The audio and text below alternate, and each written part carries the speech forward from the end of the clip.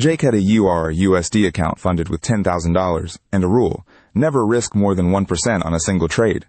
One night he took a short on GBP JPY, same stop distance in pips, same lot size he always used. He was actually risking 3%, 3 times his own rule, and he did not find out until the stop got hit. The math did not change. The currency did. Today we fix that gap for good. The pip, what it is worth, and how to carry that value correctly into your own account currency. Start with the smallest unit that matters. A pip is the standard measure of how much two currencies moved against each other, and on most price quotes, it lives in the last decimal place you can see.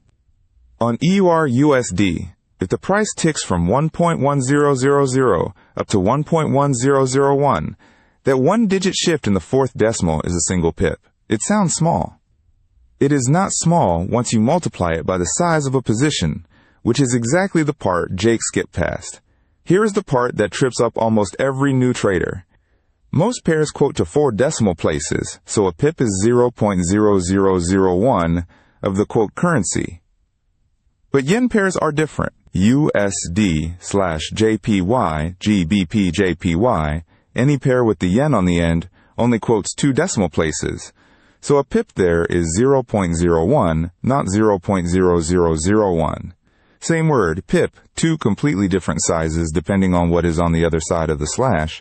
Jake's GBP/JPY trade was already living in different math than his usual EUR/USD trade, and he never noticed. Some brokers give you 1 extra digit of precision, quoting 5 decimal places on most pairs, or 3 on yen pairs.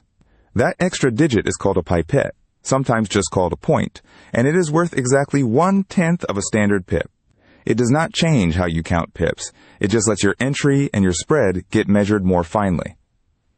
Think of it as the cents to the pips dollar. Useful for precision, but the real risk decisions still get made in whole pips. Now the actual math. To find what 1 pip is worth in the quote currency, you take 1 pip as a decimal, divide it by the exchange rate, then multiply by your position size. On EUR/USD, Jake trades a standard lot, 100,000 units, and 1 pip there works out to $10, because the quote currency is already US dollars, his account currency. Pause here and guess. If Jake risks a 20 pip stop on that lot size, how many dollars is he risking? Go ahead, guess before I say it. It's $200. His entry was a break below a prior swing low, stop placed a few pips above that same swing high for wiggle room, target set at 40 pips for a 2-to-1 reward. And remember, that setup can still fail. The stop is not a suggestion, it is the thing that turns a wrong guess into a survivable one. Let's take this onto a real moving chart. This is the pair Jake trades, live, right now. Pause the video and do exactly what Jake should have done.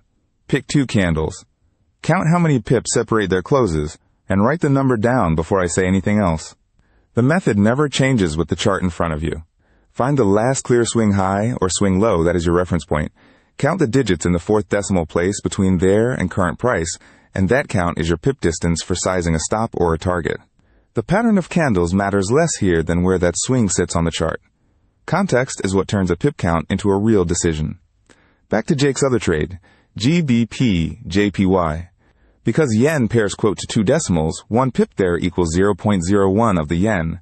Run the same formula, 1 pip divided by the exchange rate, times his position size, and the answer comes out in Japanese yen, not dollars. On a standard lot that landed somewhere around 600 yen per pip. Correct number. Wrong currency for an account that is funded in US dollars. This is exactly where Jake's plan quietly broke, and the fix is the next thing we build. Here is the part that actually saves your account, so pay attention. A pip value sitting in yen means nothing to a US dollar account until you convert it.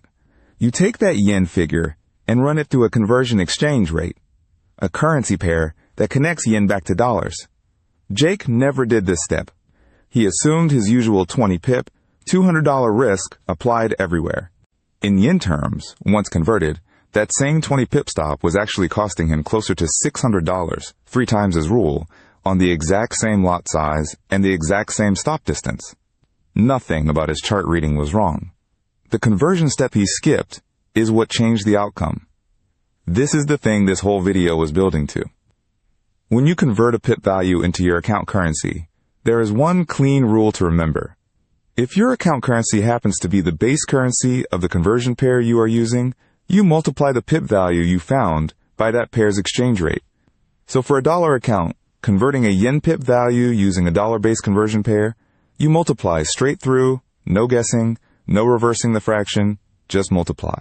That single operation is what would have shown Jake his real number before he ever placed a trade.